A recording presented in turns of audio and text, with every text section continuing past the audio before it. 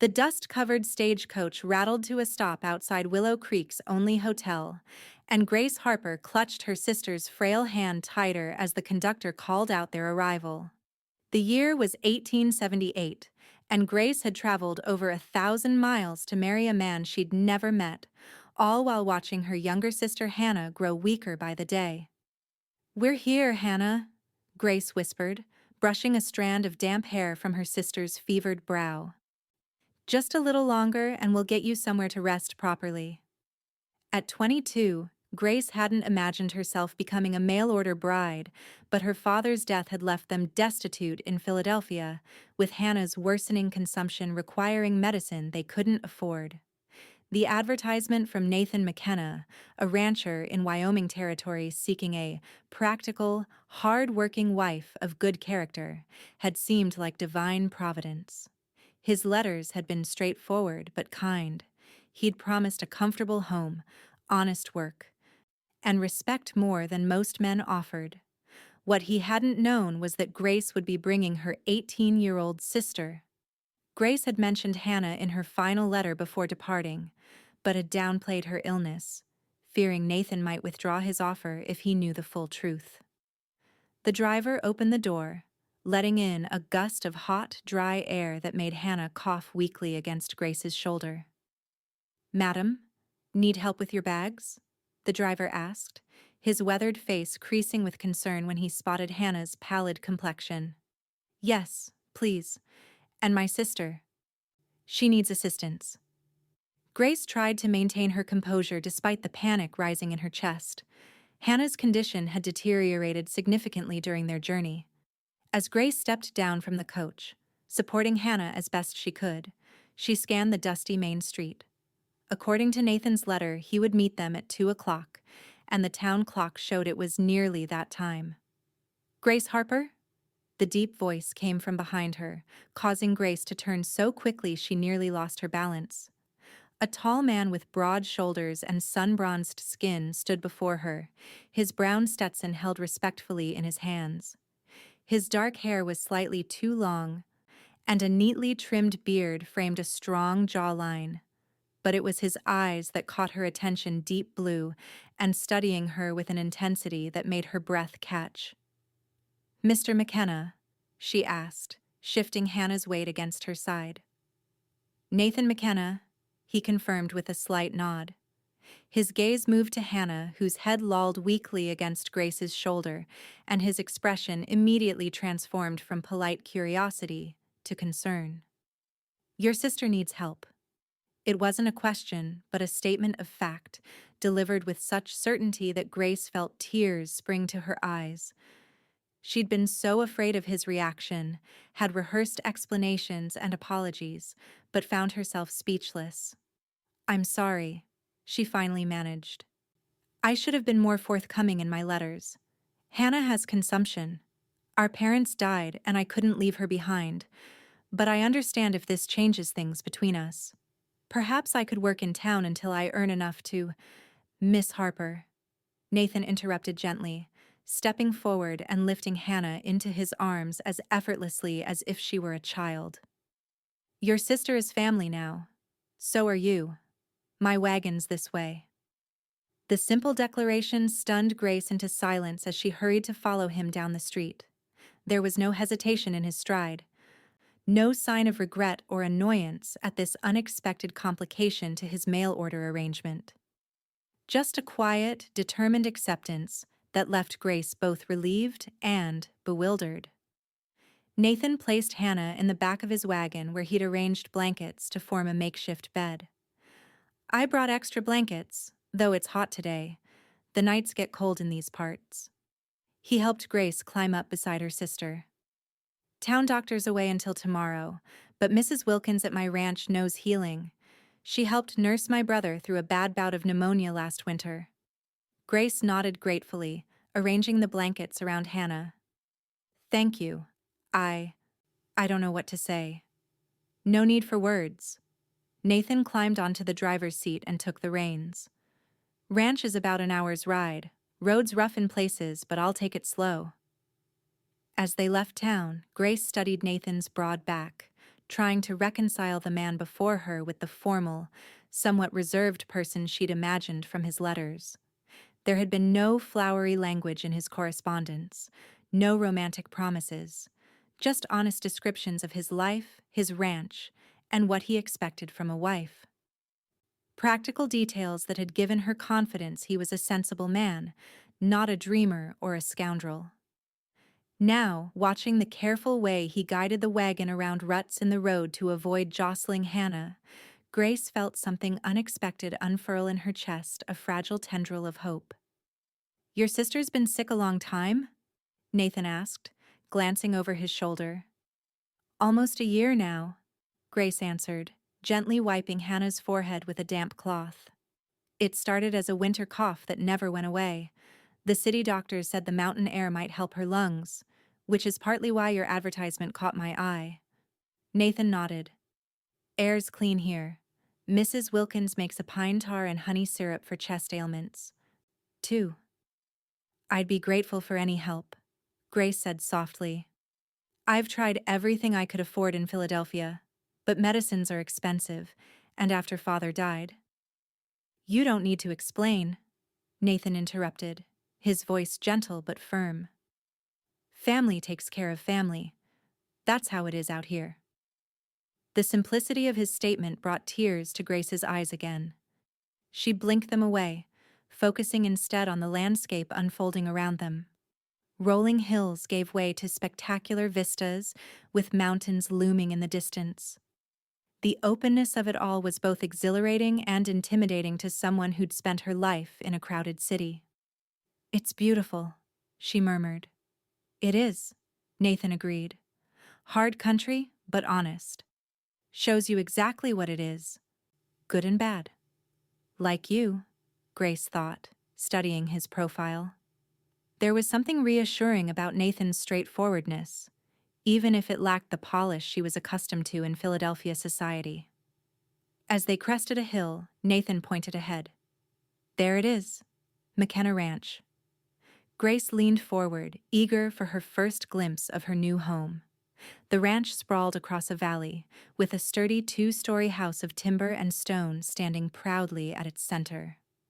A large barn, corrals, and several outbuildings completed the picture. It wasn't grand like the mansions she'd admired from afar in Philadelphia, but it exuded permanence and care. "It's lovely," she said sincerely. Nathan's shoulders relaxed slightly at her approval. "Been in the family for 15 years. My father built the house, added on as the ranch grew. We run about 500 head of cattle now, plus some horses." "We?" Grace asked, recalling mentions of a brother in his letters. "My brother Samuel and I. He has his own place about 2 miles east, but we work the range together. And there's Mrs. Wilkins who keeps house, and 3 ranch hands who bunk in the bunkhouse." They approached the main house, and before Nathan had fully stopped the wagon, the front door swung open. A round-faced woman with silver-streaked black hair hurried down the steps, wiping her hands on her apron. "You're back earlier than I expected, Mr. McKenna," she called, then stopped short when she spotted Grace and Hannah in the wagon bed. "Oh, you've brought your bride and someone else?" "This is Miss Grace Harper," Nathan introduced, jumping down from the wagon. "And her sister Hannah, who's ailing." "Consumption," Miss Harper says. Mrs. Wilkins's expression softened immediately. "Poor dear. Let's get her inside right away. I've got the blue room all made up, but we can put the sister in the downstairs bedroom where it'll be easier to tend to her." Nathan carefully lifted Hannah from the wagon. "Grace," he said, the first time he'd used her given name. "Go with Mrs. Wilkins. I'll bring your trunks." Grace followed the housekeeper inside, marveling at how quickly her circumstances had changed. Just hours ago, she'd been terrified that Nathan would reject them both upon learning of Hannah's condition. Now she was being ushered into a well-appointed home with the promise of care for her sister. The interior of the house surprised her with its comfort. While not lavish, the furnishings were of good quality, the floors covered with woven rugs, and the walls adorned with a few simple paintings. A large stone fireplace dominated the main room, with comfortable-looking chairs arranged before it. "Through here, dear," Mrs. Wilkins directed, leading Grace to a small but pleasant bedroom off the main living area. Nathan followed, laying Hannah gently on the bed. "I'll heat some water and bring my medicines," the housekeeper continued, already moving with efficient purpose. Left alone with Nathan and her sleeping sister, Grace suddenly felt the weight of the situation crash down upon her. She swayed slightly on her feet. "You should sit," Nathan said, guiding her to a chair beside the bed. "It's been a long journey." "I'm fine," Grace protested weakly. "I need to tend to Hannah." "Mrs. Wilkins will help. She's better with sickness than most doctors." He paused, then added awkwardly, "I know this isn't what you expected. Coming to a strange place, meeting a stranger you're supposed to marry." Grace looked up at him, noting the concern in his blue eyes. "And I'm not what you expected either. You wanted a wife, not the added burden of a sick sister." "Family isn't a burden," Nathan said firmly. "It's just life. Things happen. We adjust." There was something in the way he said it, a quiet resignation mixed with determined acceptance that made Grace wonder what adjustments Nathan McKenna had faced in his own life. Mrs. Wilkins returned with a tray holding a steaming pot, cups, and various bottles. "Now then, let's see what we can do for this poor child. Mr. McKenna, perhaps you could show Miss Harper where to freshen up while I examine her sister?" Nathan nodded, clearly relieved to have direction. "This way," he said, leading Grace back to the main room and up a staircase. The upper floor held several bedrooms. Nathan opened a door to reveal a spacious room with a large bed, a dresser, a washstand, and a small sitting area near the window that overlooked the valley. "This was to be your room," he said, looking slightly uncomfortable. "Still is, of course, but I understand if you'd prefer to stay near your sister. We can arrange a cot in her room." "Thank you," Grace said, touched by his consideration. "I would like to be near her, at least until she's stronger." Nathan nodded, then gestured to a door across the hall. "That's my room. Samuel stays in the one at the end of the hall when he's here. Washroom's there, with a proper tub. Mrs. Wilkins keeps a boiler going most days, so there's usually hot water." The mention of a bath made Grace suddenly aware of how travel-worn she must appear. She smoothed her wrinkled dress self-consciously. "I'll have your trunks brought up," Nathan said, seemingly reading her thoughts. "Take your time. Dinner's usually at 6, but Mrs. Wilkins will keep something warm if you'd rather eat later." "Mr. McKenna," Grace said as he turned to leave. "Thank you. For everything. For not turning us away." Something flickered across his face. Surprise, perhaps, or discomfort at her gratitude. "Nathan," he corrected gently. "And there's no need for thanks between family." With that, he left her alone with her thoughts, the word family echoing in her mind. They weren't family. Not really. They were strangers brought together by circumstance and a practical arrangement. And yet, Nathan had already shown more kindness than many blood relations would have. Grace sank onto the bed, allowing herself a moment of weakness now that she was alone.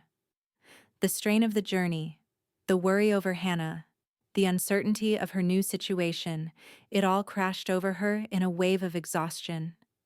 But beneath it lay a small, surprising spark of optimism. Perhaps this marriage of convenience might offer more than mere survival after all. After washing her face and changing into a fresh dress, Grace hurried back downstairs to Hannah's room. She found Mrs. Wilkins placing a cool cloth on her sister's forehead, while a cup of fragrant tea steamed on the bedside table. "How is she?" Grace asked anxiously. "Weak, but fighting," Mrs. Wilkins replied. "I've given her something to ease the coughing and help her sleep. The fever's concerning, but not dangerously high." "Has she been eating?" "Very little," Grace admitted. "The journey was difficult for her." Mrs. Wilkins nodded. We'll start with broths and build her strength gradually. I've seen worse cases recover, Miss Harper. Don't lose heart. Thank you, Grace said, taking the older woman's weathered hand impulsively. I can't tell you what this means to us. It's nothing more than Christian charity, Mrs. Wilkins said, though she squeezed Grace's hand warmly. And between us, it's good to see Mr. McKenna showing some human feeling. He's a good man, but keeps himself too closed off since losing his parents. Grace wanted to ask more, but a noise from the doorway interrupted them. Nathan stood there, hat in hands, looking uncertain. I need to check the north pasture, he said. Will you ladies be all right until supper? We'll be fine, Mrs. Wilkins assured him. Go on with your work. Miss Harper and I will get acquainted while we tend to her sister.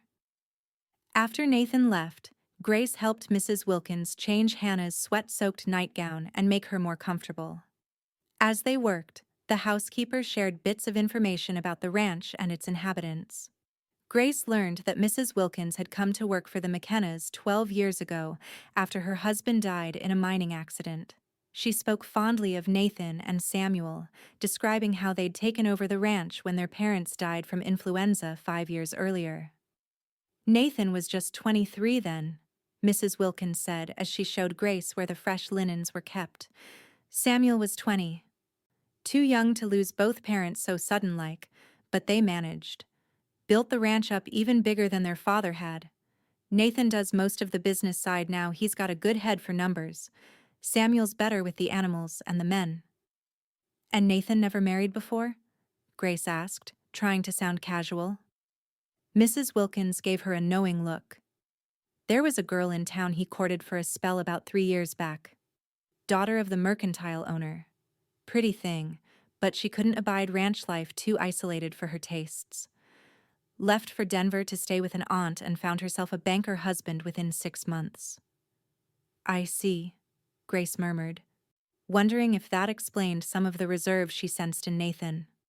Don't you worry about that, Mrs. Wilkins said, patting her arm. Water under the bridge. He wouldn't have sent for you if he wasn't ready to make a proper home. Now, let me show you the kitchen. You'll want to know your way around if you're to be mistress here.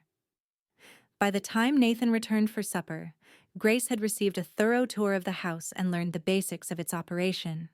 She'd also checked on Hannah several times, relieved to find her sister sleeping peacefully, her breathing less labored than it had been in weeks.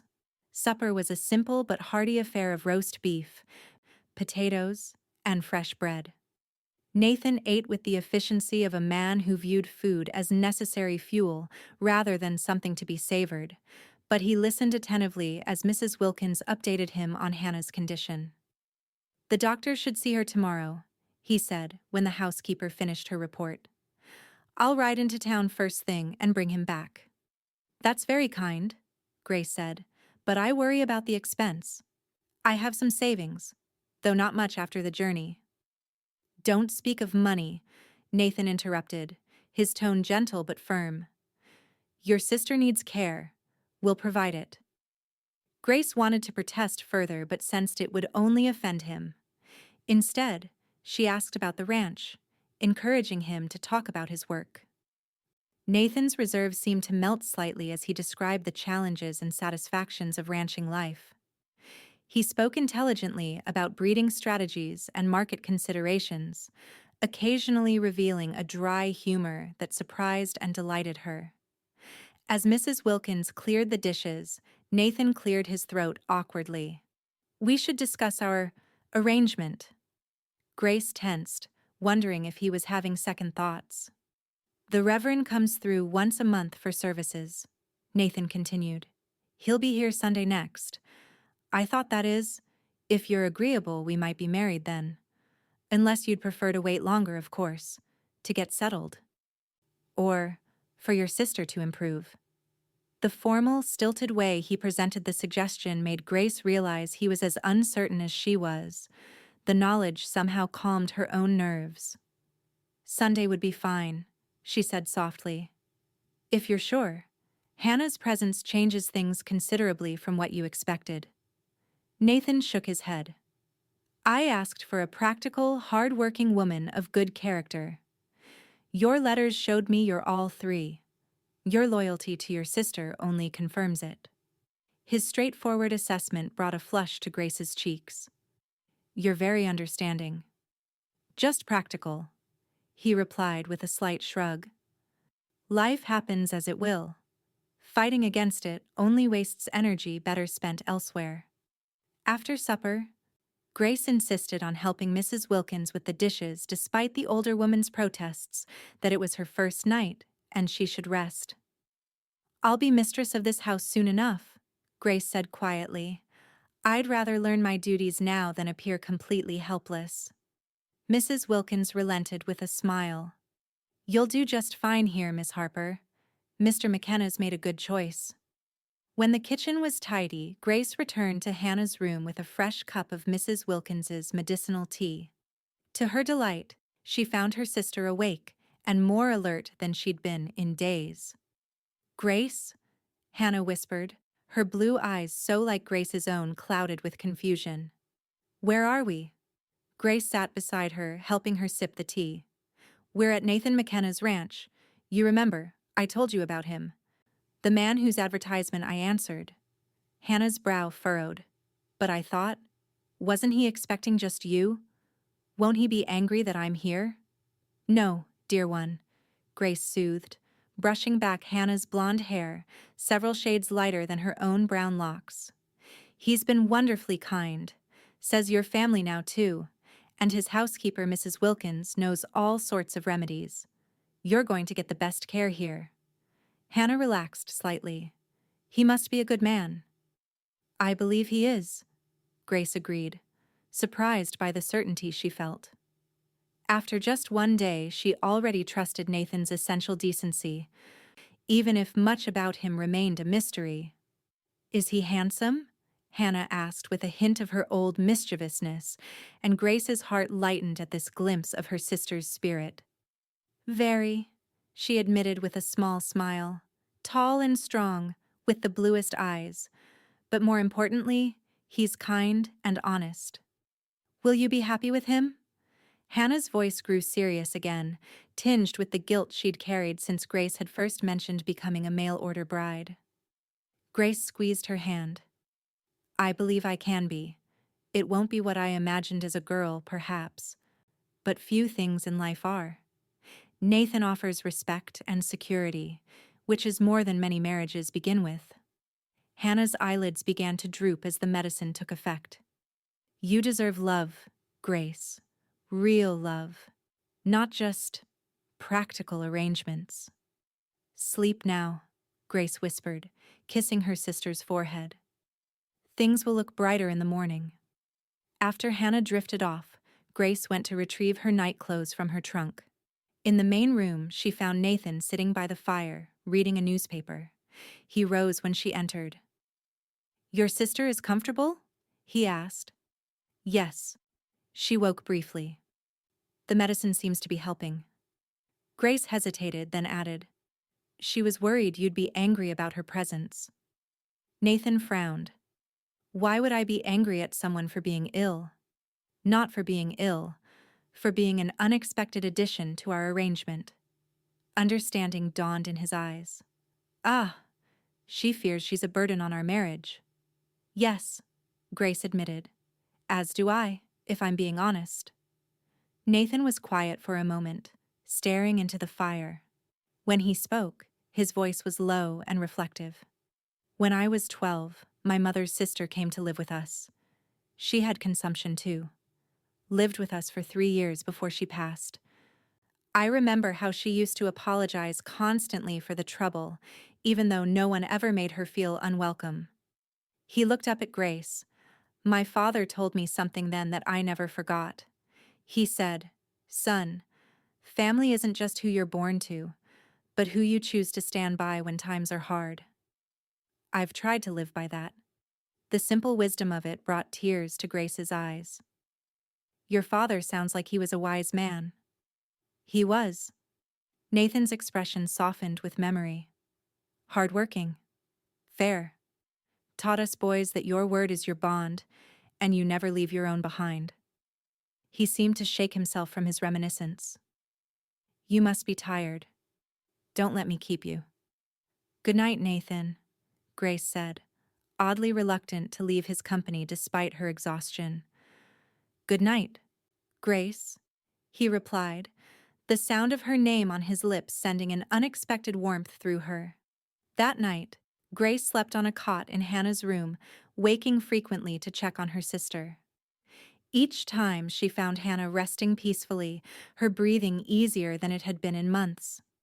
Whether from Mrs. Wilkins's remedies or the clean mountain air, something was already helping. In the gray light of dawn, Grace woke to find Nathan standing in the doorway, fully dressed in riding clothes, his expression concerned. How is she? He asked softly. Better, I think, Grace whispered back, rising from the cot and wrapping a shawl around her nightgown. Her breathing is easier. Nathan nodded, clearly relieved. I'm heading to town for the doctor. Should be back by midday. Thank you, Grace said, stepping closer. On impulse, she reached out and touched his arm. For everything.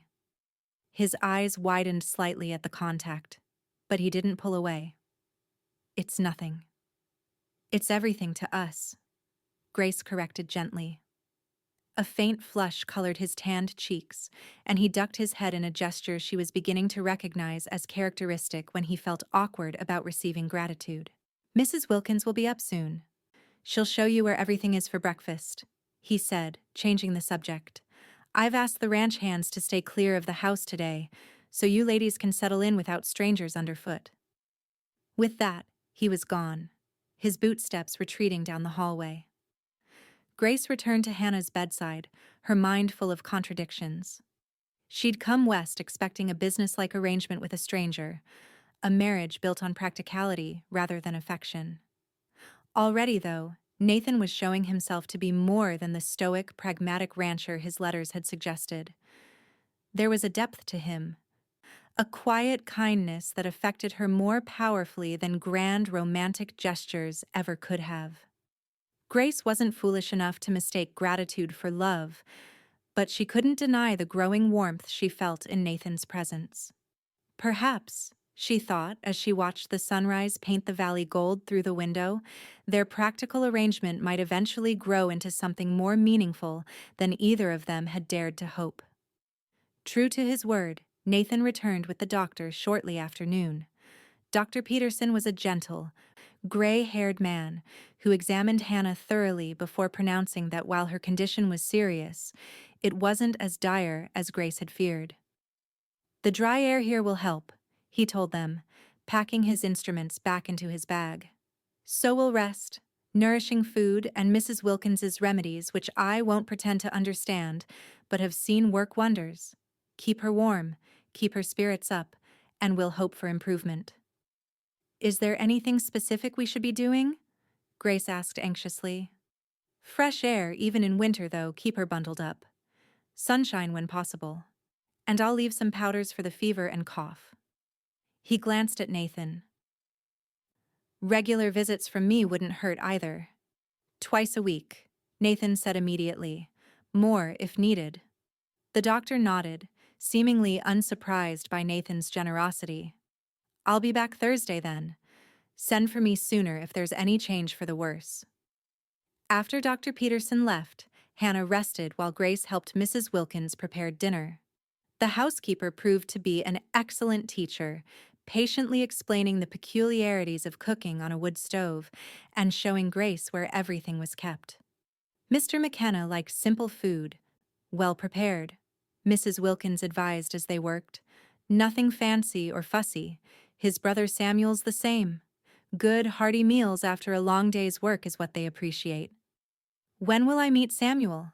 Grace asked, kneading bread dough with more enthusiasm than skill. He usually comes for Sunday dinner, though he sometimes stays away for weeks when they're moving cattle to different pastures. Mrs. Wilkins chuckled. You'll know him when you see him. Looks just like Nathan, only smiles more readily and talks twice as much. That evening at supper, Grace noticed Nathan watching her with a thoughtful expression as she described her impressions of Wyoming compared to Philadelphia. "What is it?" she finally asked when his gaze became too intense to ignore. "Just thinking," he replied, looking slightly embarrassed at being caught staring. "You seem comfortable here already. I worried you might find it too rustic after city living." "I find it peaceful," Grace said honestly. "Philadelphia was beautiful in its way, but crowded and dirty. The air alone here is worth the journey." Nathan seemed pleased by her response. "The winters are harsh," he warned. "Snow piles higher than a man's head sometimes, and we can be cut off from town for weeks." "Are you trying to frighten me off, Mr. McKenna?" Grace teased, surprising herself with the lightness in her tone. A smile tugged at the corner of his mouth, the first real smile she'd seen from him. "Just want you to know what you're getting into before Sunday." "I appreciate your honesty," she said more seriously. "But I made my choice when I stepped on that stagecoach. I'm not one to turn back once I've set my course." Something like admiration flickered in Nathan's eyes.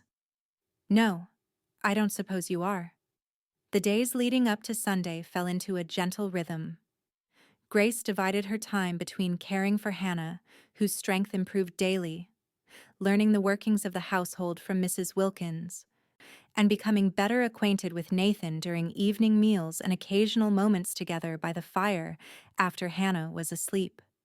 She learned that Nathan had been educated at a proper school in Denver before his father called him home to learn ranching, that he enjoyed reading history books when winter storms kept him indoors, that he played the harmonica surprisingly well, but only when he thought no one was listening.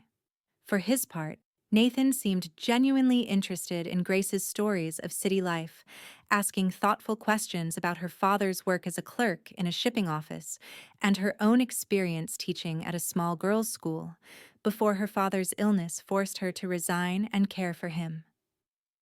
With each conversation, the awkwardness between them diminished, replaced by a growing ease that, while not quite intimacy, held promise of deeper connection. Hannah, too, was blooming under the care of Mrs. Wilkins and the doctor's visits. By Friday, she was strong enough to sit up in a chair by the window for short periods, and by Saturday, she insisted on being moved to the dining table for supper. "I refuse to miss my sister's wedding day," she declared when Grace suggested she might be pushing herself too hard. "I've already caused enough disruption to your plans." "You've caused nothing," Grace assured her. "And Nathan agrees. He's arranged for Reverend Collins to perform the ceremony here in the house so you can attend without strain." Hannah's pale face lit up. "He truly is a good man, isn't he? I was so worried when you first told me about answering that advertisement. I imagined all sorts of horrible possibilities." "So did I," Grace admitted, helping Hannah brush her hair. "But I think I may have found something better than I dared hope for."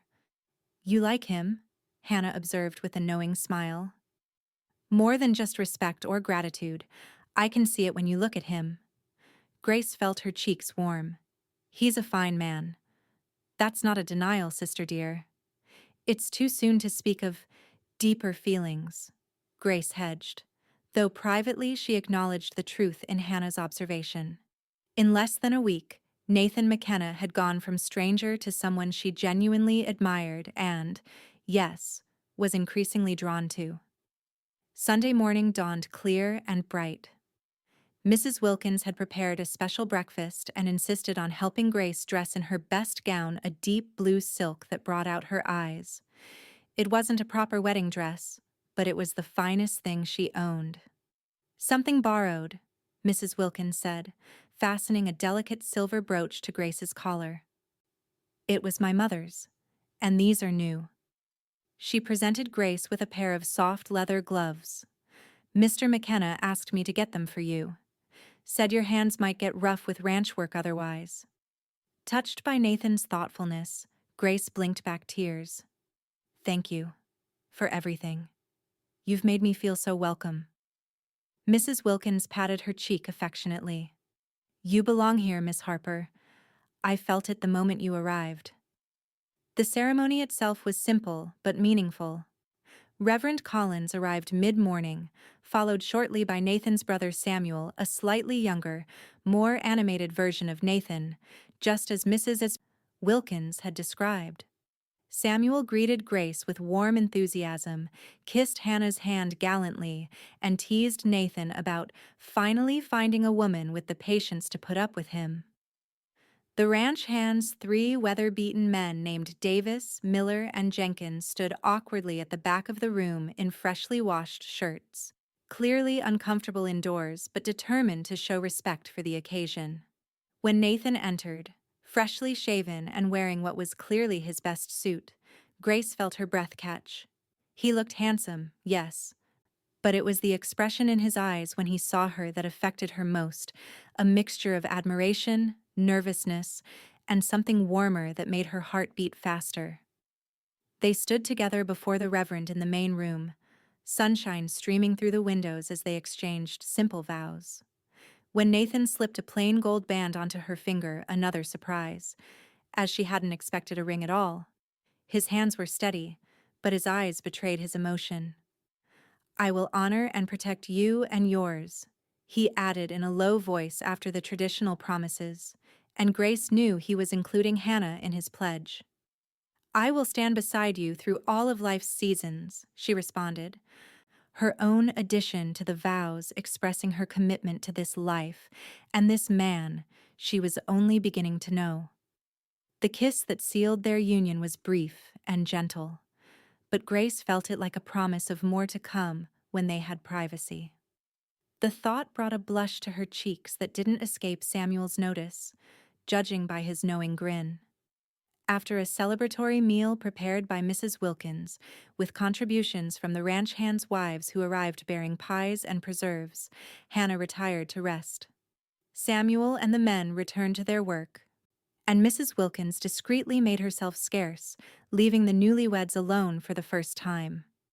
An awkward silence fell between them as they stood in the main room, the reality of their new relationship suddenly looming large.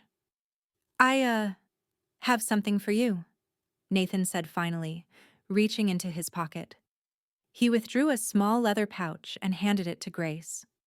She opened it to find a delicate silver chain with a small, perfect pearl pendant. "Nathan, it's beautiful," she breathed, touched beyond words by the unexpected gift. "It was my mother's," he explained, his voice gruff with emotion. "She would have wanted you to have it. Said a McKenna bride should always have something beautiful, even on a working ranch." Grace looked up at him, her heart full. "Would you?" She held out the necklace and turned, lifting her hair. His fingers brushed the nape of her neck as he fastened the clasp, sending a shiver down her spine. When she turned back, he was standing closer than before, his eyes dark with an emotion she was beginning to recognize. "Grace," he said softly, "I know this isn't how most marriages begin. We're still getting to know each other. But I want you to know that I already—" He broke off, seeming to struggle for words. "What?" she encouraged gently, her hand resting lightly on his arm. "I already care for you," he finished, the admission clearly difficult for a man unaccustomed to expressing such feelings. "More than I expected to so soon. And not just because you're my wife now, but because of who you are, your strength, your kindness to everyone, the way you never complained even when faced with hardship." Grace's heart swelled at his words, all the more precious for how evidently difficult they were for him to say. "I feel the same," she admitted. "I came here expecting a practical arrangement, but I've found so much more. I care for you too, Nathan, and I believe that with time, that caring could grow into something deeper." Relief and happiness transformed his face. Tentatively, as if still uncertain of his welcome, he reached for her. This time, when they kissed, there was nothing brief or perfunctory about it. His lips moved against hers with growing confidence, his arms drawing her closer until she could feel the strong, steady beat of his heart against her own. When they finally separated, both slightly breathless, Nathan rested his forehead against hers. "I never thought," he began, then stopped himself. "I'm not good with words, Grace, but I promise to be a good husband to you and to always treat your sister as my own family." "That's all I could ask for," Grace whispered, her hands resting on his broad shoulders.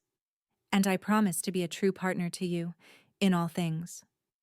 For a moment they stood together, the afternoon sunlight bathing them in gold, two people who had begun as strangers brought together by practical necessity, but who now stood on the threshold of something that felt remarkably like the beginning of love.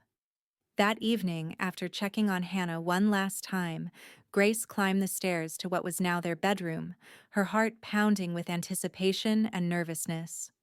Nathan had given her privacy to prepare, saying he needed to check on something in the barn first. She changed into her best nightgown, brushed her hair until it shone, and sat on the edge of the bed, waiting. When Nathan finally entered, he paused in the doorway, his expression a mixture of desire and uncertainty that matched her own feelings perfectly. "I can sleep elsewhere tonight," he offered quietly, "if you need more time." Grace shook her head, holding out her hand to him. "No, we're husband and wife now. I want to begin our life together properly." What followed was a gentle, sometimes awkward, but ultimately beautiful discovery of each other. Nathan's consideration for her inexperience touched Grace deeply, as did his evident wonder at their growing intimacy. By the time they lay quietly in each other's arms, the last of the barriers between them had fallen away, replaced by a new closeness that transcended the physical. "I never thought I could feel this way," Nathan murmured against her hair. "When Ellen left the girl from town Mrs. Wilkins told you about, I convinced myself that practical considerations were all that mattered in a marriage, that feelings were unreliable and unnecessary." "And now?" Grace asked, her fingers tracing patterns on his chest. "Now I think I was a fool," he said simply, "but a fortunate one to have found you despite my foolishness." Grace smiled in the darkness. "We found each other. Perhaps that's what matters most." The weeks that followed were filled with adjustments as Grace settled into her role as ranch wife and continued to care for Hannah, whose health improved steadily under the combined effects of mountain air, good food, and Mrs. Wilkins's remedies. Grace learned to cook on the temperamental wood stove, to manage the household accounts, and even to ride the gentle mare Nathan had selected for her. She discovered she enjoyed the rhythm of ranch life, the pre-dawn breakfasts, the satisfaction of preserving summer's bounty for winter, the quiet evenings by the fire when Nathan would sometimes read aloud from one of his history books. Hannah grew strong enough to help with light household tasks, her cheeks gradually regaining color and her coughing spells becoming less frequent. By December, Dr. Peterson was visiting only once every 2 weeks, expressing cautious optimism about her recovery. "Your sister may always have delicate lungs," he told Grace privately, "but I believe she can live a full life with proper care. This climate suits her." With the first heavy snowfall, the ranch settled into its winter routine. The cattle had been moved to sheltered pastures, the barn was filled with hay, and the cellar stocked with preserved foods. The isolation that Nathan had warned Grace about became reality as drifts piled against the house, and the road to town disappeared under a blanket of white. Yet Grace found she didn't mind. The house was warm, her sister was improving, and each day brought new discoveries about the man she had married. She learned that beneath Nathan's reserved exterior lay a deeply thoughtful nature and unexpected moments of tenderness, like the evening he presented her with a small wooden box he'd carved himself to hold her sewing supplies, or the mornings she woke to find he'd already stoked the fire so she wouldn't step onto cold floors. Their physical relationship deepened as well. Initial awkwardness giving way to a passionate connection that sometimes left Grace breathless with its intensity. Nathan proved to be a considerate and increasingly ardent lover, his natural reserve melting away in the privacy of their bedroom. Christmas approached, bringing with it Grace's first major holiday as mistress of McKenna Ranch. Determined to make it special, she secretly worked on gifts in spare moments: a new shirt for Nathan, embroidered handkerchiefs for Hannah and Mrs. Wilkins, knitted scarves for Samuel and the ranch hands. 3 days before Christmas, a brief break in the weather allowed Samuel to visit, bringing mail and supplies from town. Among the letters was one addressed to Grace from Philadelphia News from a former teaching colleague that brought both joy and a difficult decision. "They've offered me my old position back," she told Nathan that night as they prepared for bed. "The school has expanded and needs another teacher. The salary is generous." Nathan went very still, his back to her as he hung his shirt on a peg. "I see," he said, his voice carefully neutral. "And do you want to accept?" Grace moved to stand behind him, wrapping her arms around his waist and resting her cheek against his back. "No," she said softly. "But I thought Hannah might. The doctor says she's well enough to consider light work. And she always wanted to teach. It would give her independence, a life of her own." Nathan turned in her embrace, relief evident in his eyes. "You had me worried for a moment." "Did you think I would leave?" she asked, surprised. He cupped her face in his hands. "I wouldn't have blamed you if you did. This life is hard, isolated, nothing like what you are accustomed to." "Nathan McKenna," Grace said firmly, covering his hands with her own, "when will you understand that this is exactly where I want to be? That you are who I want to be with?" "Even though our marriage began as a practical arrangement?"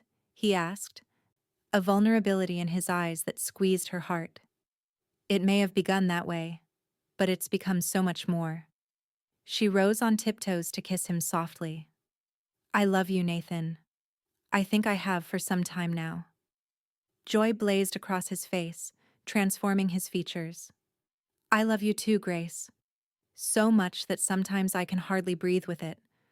I've been afraid to say it, afraid it was too soon, or that you might feel obligated to return the words." "Never afraid," she whispered against his lips. "Not with me. We promised honesty between us, remember?" His answer was a kiss that left no doubt of his feelings, deep and passionate and full of promise. Later, as they lay tangled together in the aftermath of lovemaking, Nathan returned to her earlier comment. "About Hannah," he said, tracing patterns on Grace's bare shoulder. "If she wants to teach, she doesn't need to go back east. Willow Creek's growing. Samuel mentioned just today that the town council is talking about building a proper school come spring. They'll need a teacher." Grace propped herself up on one elbow, her face alight with possibility. "Really? That would be perfect. She could have her independence but still be close by." "I thought you might like that idea," Nathan said, looking pleased with himself. "I already told Samuel to mention her name to the council. She's educated after all, and would have the recommendation of her sister, Mrs. Nathan McKenna, a respected rancher's wife." Grace laughed with delight. "My husband, the schemer. And here I thought you were the straightforward one of the family." "I save my scheming for important matters," he said, pulling her back down beside him. "Like keeping my family close and my wife happy." Christmas came with a heavy snowfall that transformed the landscape into a glittering wonderland. Samuel arrived Christmas Eve to stay through the holiday, and even Mrs. Wilkins's usually stern countenance softened as they gathered around the tree Nathan and Grace had decorated with popcorn strings, paper stars, and a few precious glass ornaments that had belonged to Nathan's mother. Hannah's reaction to the possibility of teaching in Willow Creek was everything Grace had hoped for, excitement mixed with grateful tears and fierce hugs for both Grace and Nathan. "Are you sure I'm well enough?" she asked anxiously.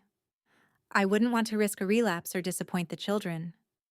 "Dr. Peterson says by spring you should be strong enough for light duties," Nathan assured her. And the school won't be ready before then anyway. You can start with just a few hours each day. Build your strength gradually. As they exchanged gifts on Christmas morning, Grace found herself overwhelmed with gratitude for how dramatically her life had changed in just a few months.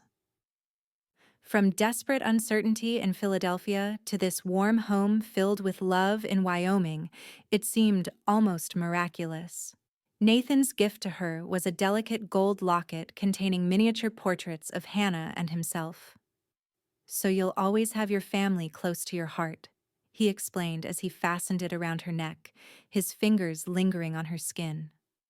Grace's gift to him besides the shirt was a hand-bound book in which she'd been recording the ranch's history based on stories he and Samuel had shared, with spaces left for future events.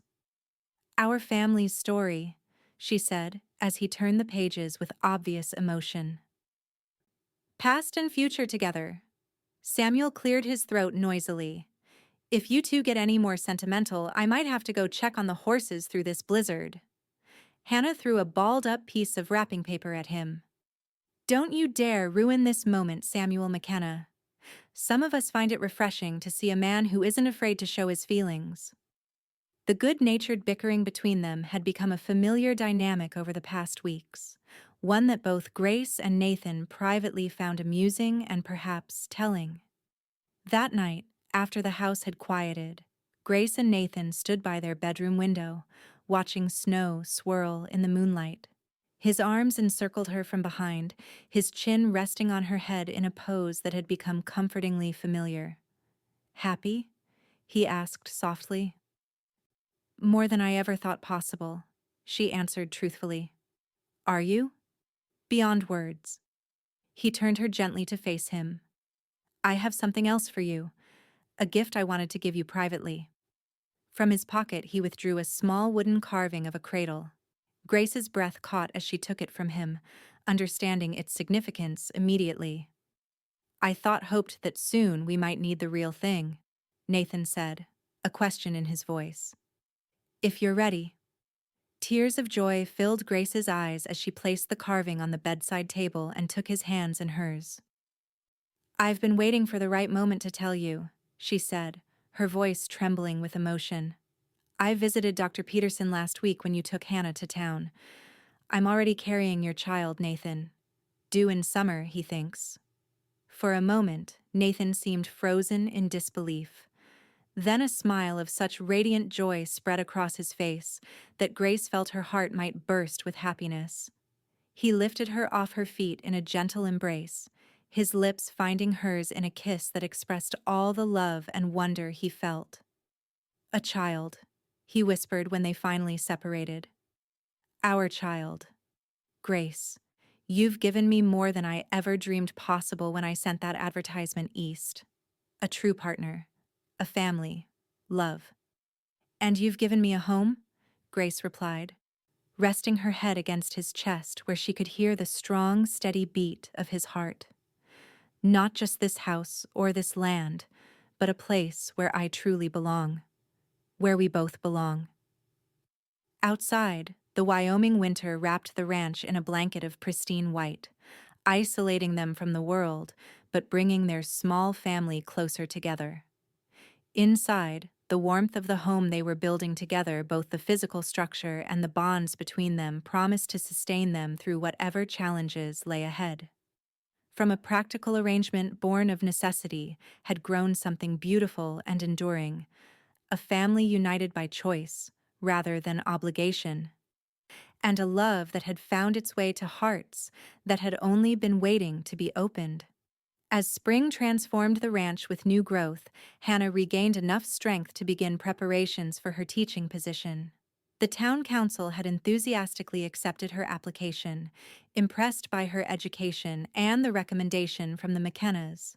A small cottage near the schoolhouse would serve as her residence during the week, though Nathan insisted she consider the ranch her permanent home and return whenever she wished. "You'll always have a place here," he told her firmly as they helped her arrange her few belongings in the cottage. "This is just your workplace. Your home is with us." Hannah's eyes glistened with tears as she hugged her brother-in-law. Thank you for making room in your life for me. I know I wasn't part of your plans when you sent for Grace. Best unexpected addition I could have asked for, Nathan replied with the easy affection that had developed between them. Besides, who else would keep Samuel in line when he gets too full of himself? Grace, now visibly expecting their first child, watched this exchange with a full heart.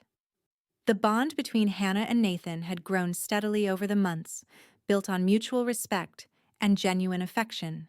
Similarly, Samuel's frequent visits to check on Hannah's settling in had not escaped anyone's notice, though both parties insisted they were merely friends.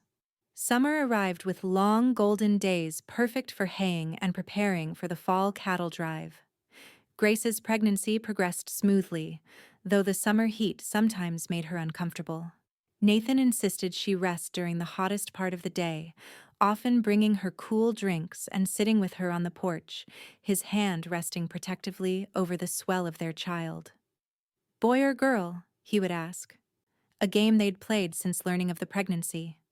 Girl, Grace would respond confidently, with your blue eyes and stubborn chin. Boy, Nathan would counter, with your kind heart and quick mind. In the end, they were both right after a labor that left Nathan pacing anxiously outside their bedroom door. Grace gave birth to twins on a star-filled August night. A boy with a shock of dark hair like his father's, and a girl whose tiny features already hinted at her mother's delicate beauty. 2. Nathan breathed in wonder when Mrs. Wilkins finally allowed him into the room. Grace, they're perfect. You're perfect. His voice broke on the last words as he knelt beside the bed where she lay cradling both infants. Meet your son and daughter, Grace said softly, lifting them slightly for his inspection. Thomas, for your father, and Elizabeth, for mine. Nathan's fingers trembled as he gently touched each tiny face.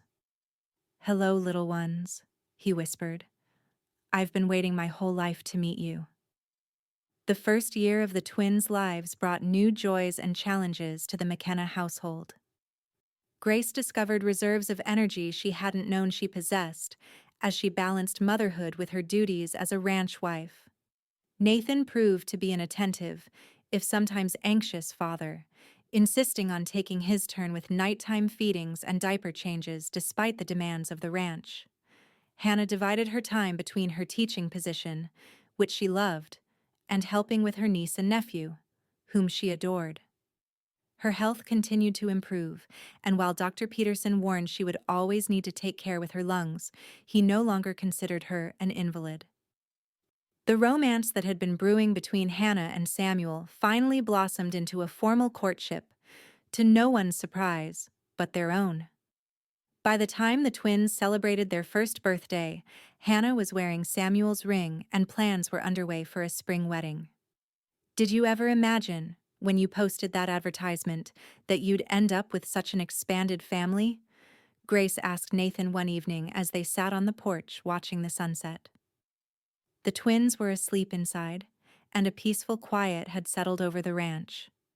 Nathan pulled her closer against his side.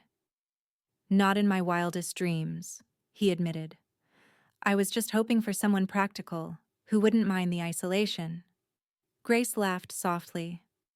And instead you got a wife, a sister-in-law, and 2 babies all at once. Quite a bargain. The best deal I ever made, Nathan said, his voice warm with sincerity. Though I think I got the better end of it by far. I disagree, Grace replied, turning to look up at him. I came west expecting a marriage of convenience, a safe haven for Hannah and myself. Instead, I found a man who showed me what real love looks like, not in grand gestures or pretty words, but in daily kindness and unwavering support. Nathan's eyes softened as he brushed a strand of hair from her face. We built something good together, didn't we? Something wonderful, Grace corrected, leaning into his touch. And we're just getting started. As if to emphasize her words, a cry came from inside the house, Elizabeth awakening, and likely to rouse her brother soon, if not quickly attended to. Nathan stood and helped Grace to her feet, keeping her hand in his as they moved toward the door. "Ready for another round?" he asked with a smile that still made her heart skip. "With you beside me?" Grace squeezed his hand. "Always." Together they stepped into the warmth of the home they'd built, not just the physical structure, but the family that had grown from a simple advertisement and the courage of a woman who had traveled west to meet a stranger. A family bound not just by blood or marriage, but by the choice to stand together through whatever life brought their way. From inside came the sound of a second cry joining the first, and Nathan and Grace exchanged a look of tired amusement before hurrying to their children. The future stretched before them, full of challenges, certainly, but also rich with promise and the deep, abiding love they'd found in the most unexpected of circumstances. For Grace Harper McKenna, the mail-order bride who had arrived with a sick sister and found a man who declared, "She's family now. So are you." Life had become far more than a practical arrangement. It had become a love story written across the vast Wyoming skies, expansive, enduring, and more beautiful than she had ever dared to dream.